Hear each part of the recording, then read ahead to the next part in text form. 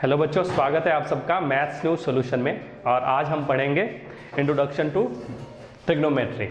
आइए देखते हैं इंट्रोडक्शन टू ट्रिग्नोमेट्री में क्या क्या है और कैसे हम सॉल्व करते हैं। सबसे पहले क्या है कि ट्रिग्नोमेट्री में होता है राइट एंगल ट्रायंगल। यहाँ पे होता है 90 डिग्री का कोण। अच्छा, इसके सामने वाला जो साइड होता है वो होता है हमारा कर्ण, जिसको इंग्लिश में हाइपोटेन्यूस बोलते हैं। और ये होता है परपेंडिकुलर लेंथ, और ये होता है बेस, इसको हिंदी में आधार बोलते हैं। और ये हमारा लंब है। और जो रेशियो होता है ट्रिग्नोमेट्री रेशियो वो 6 होते हैं। पहला होता है साइन, दूसरा होता है कॉस, उसके बाद होता है टैन। अब एक्चुअली जो चौथा होता है ये साइन का अपोजिट होता है, ये होता है कॉसेक। उसके बाद कॉस का अपोजिट सेक, फिर होता है टैन का अपोजिट कॉट। सब में थीटा आप लगा सकते हो।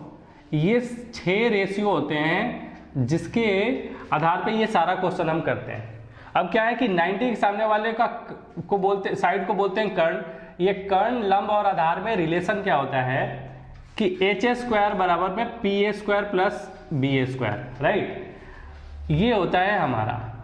अच्छा, इसमें ये समझने वाली क्या बात है, ये कर्ण हर समय फिक्स्ड रहता है, ये कभी चेंज नहीं होता।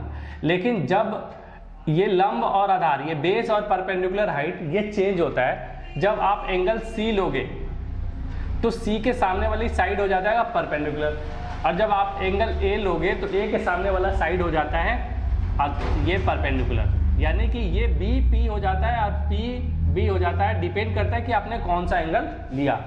अब हम स्टार्ट करते हैं इसका एक्सरसाइज 8.1, ठीक है। और इसका पहला क्वेश्चन लेते हैं और करने का प्रयास करते हैं कि कैसे क्वेश्चन होगा। पहला क्वेश्चन बोल रहा है कि in a triangle ABC right angle at B, AB दिया हुआ है 24 सेंटीमीटर, BC दिया हुआ है 7 सेंटीमीटर। हमें डिटरमाइन करना है साइन A और कॉस A। सबसे पहले आप क्या करोगे, एक ट्रायंगल बनाओगे, है ना। इसको मिटाओ दे रहा हूं। हमने जो क्वेश्चन है 1 का फर्स्ट पार्ट, उसमें आपको सबसे पहले ट्रायंगल ड्रॉ करना होगा, राइट। ये है 90, बोल रहा है 90 B पे है, 90 डिग्री का, ठीक है। और ये A है, ये B है और ये C है।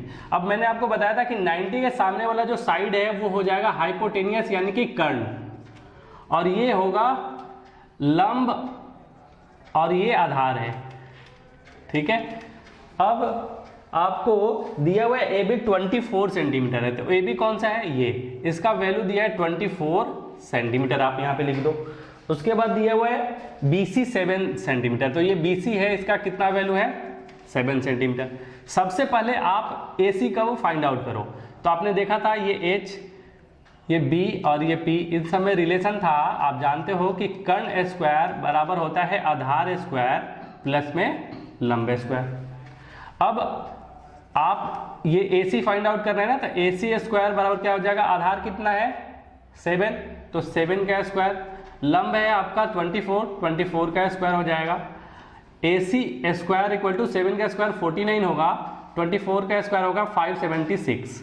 अब आप AC² बराबर इन दोनों को ऐड करोगे तो कितना होगा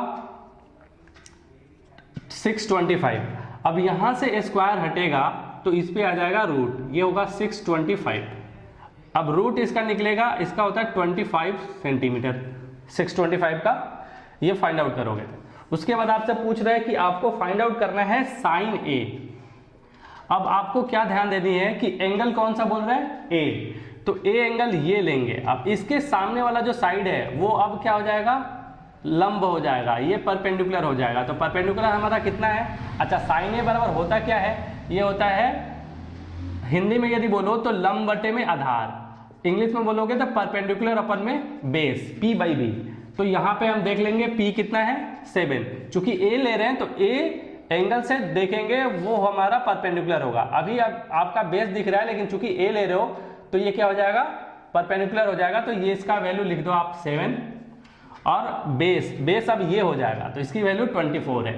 आपका साइन A का मान 7/24 आ गया, ये आपका आंसर हो गया।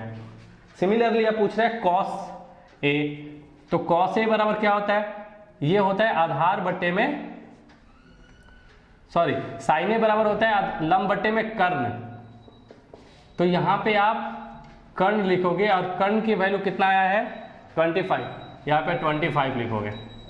कॉस ए बराबर होता है आधार बट्टे में कर्ण, तो आधार आपका, अब ए कौन सा एंगल ये है, इसके सामने वाली साइड लंब हो जाएगा, ये जो बचेगा ये आधार है आपका 24 और कर्ण आपने फाइंड आउट करा था AC 25, तो साइन ए का वैल्यू हो जाएगा 24/25। उसके बाद सेकेंड इसका क्वेश्चन बोल रहा है कि आपको फाइंड आउट करना है साइन सी और कॉस सी। अब देखिए साइन सी एंगल कौन सा लिया C, तो ये C के सामने जो साइड होगा वो क्या होगा, वो परपेंडिकुलर लेंथ हो जाएगा, वो लंब होगा।